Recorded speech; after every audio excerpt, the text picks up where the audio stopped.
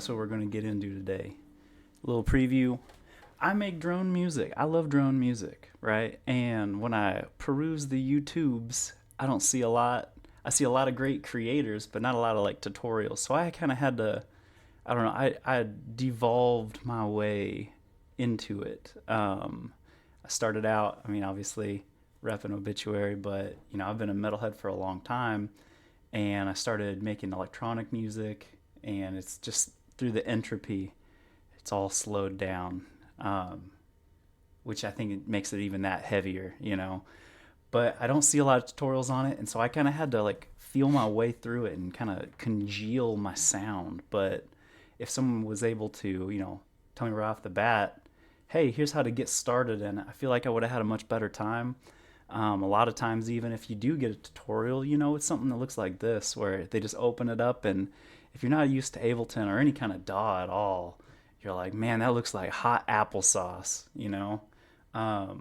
So I wanted to take back and start doing some tutorials on some of the concepts that I use every day in my music, and some of the cool things that I get a kick out of. But today we're gonna start straight from the beginning, and let's just get a drone going. How do you even make a drone, right? As you can see in Ableton, we got our templates, and this is my default live set. I've got it all pre-configured because I know that when I open it, I want to hit the ground running. So really, I have this on a mobile platform, laptop, whatever, and I can just pop this open in my default set and start going and change it from there. This is what I play live.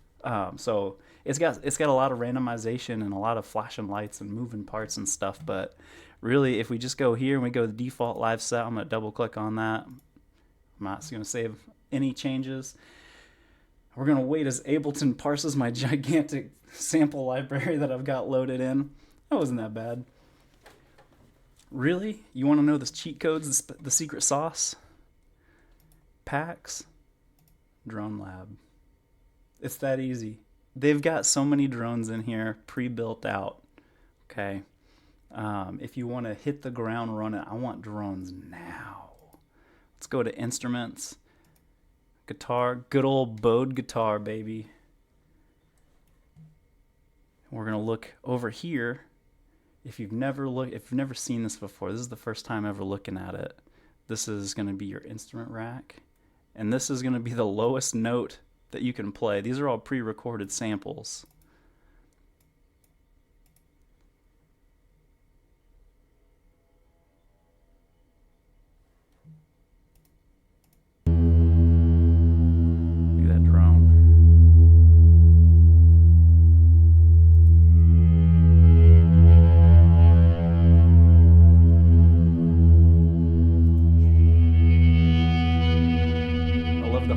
On that, and you can see on the I've got a waveform visualizer overlay.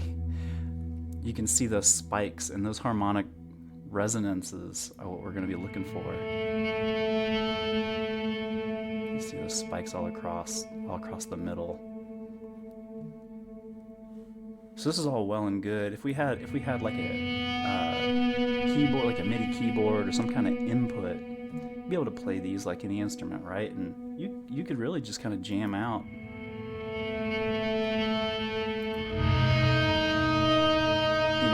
kind of go from there.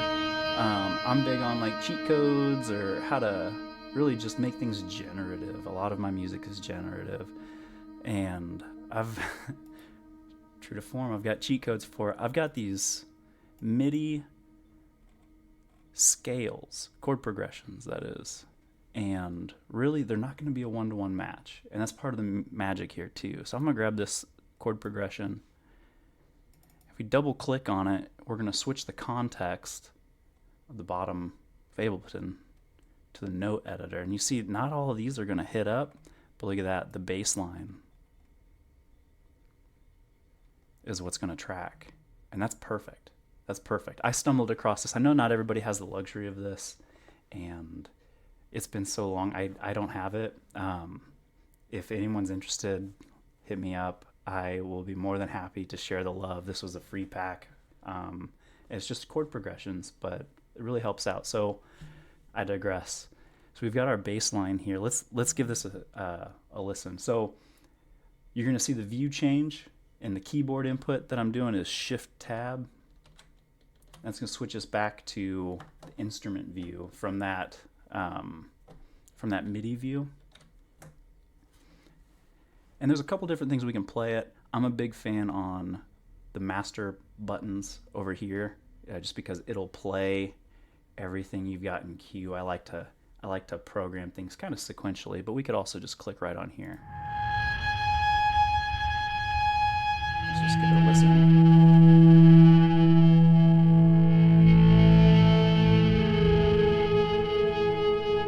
I like that.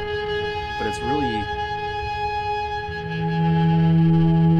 almost like you've heard the term signatures, like whoas or screeches or like yells. It almost hits me more like a signature. So this is something that we kind of build off of.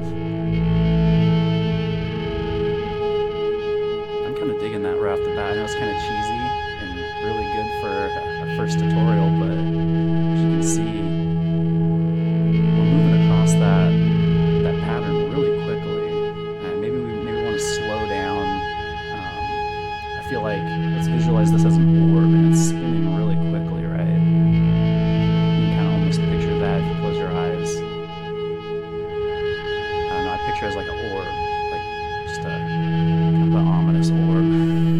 I don't know why I'm rambling about this, but it's a big part of the music. You got to get the vibe right, you know. We're actually gonna half the original tempo. As you see, I'll divide it. So it's really just one bar. So when we have the original tempo, so we're ending at 4 or 5. Now it's 2 measures. That's it. We're just having the tempo locally to this chord progression. I love that about Ableton. I love being able to do that. And you can, if I were to Control C, Control V, I can copy, paste these across to other instruments and start to have them play in tandem. And really that play with speed. I like to think of things as a clock, where if you want to create a swirling pattern, think about a swirl, how it exists in its physicality, right? You're going to have a slow roll, and then inside that roll, nuances. It's going to have a quicker spiral. So kind of think about what things may look like.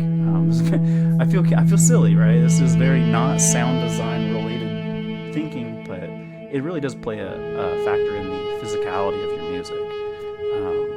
Let's see if I can't illustrate that pretty quickly. I'm just going to grab a pulse sample. I love pulses. And we're at 80 BPM, modulating around 40, right? Because we have that BPM. And we're in B. I want to grab something relative. This is close enough that it'll stretch. Put my cans on real quick.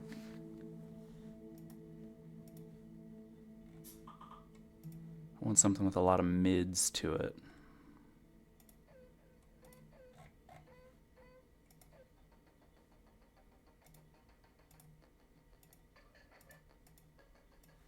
There we go. Sorry about the wait, folks.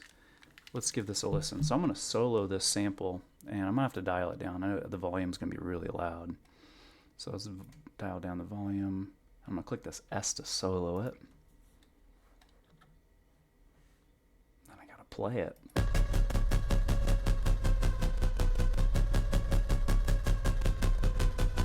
So it's pretty close. It warped it. If we do that metronomes nicely. Let's see what it sounds like unsoloed. I like that. I love it when you get the little tails of sounds coming back in and get that little harmonic resonance right here in the middle.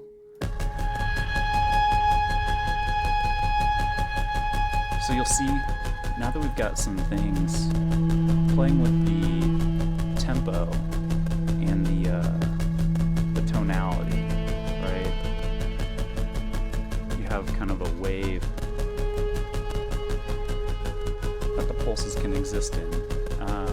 I'm sure that, you know, these are unprocessed, and I'm sure it sounds kind of like applesauce, but I really hope just this little quick insight, how quickly it is, just not really even knowing a DAW, but with some samples or some basic ideas, right? Just a general instrument. This could be any legato instrument that we're playing a peaceful interval, and we're coming to a resolution. I feel like at the end of the progression, if you have the ability to have something that flows back into the starting note, that's always beneficial as well. But really, these principles are really all that you need to build upon are evolution and contrasting sounds. So that's something we'll explore later, but you know, quick little video. I hope you guys got a kick out of it as much as I did.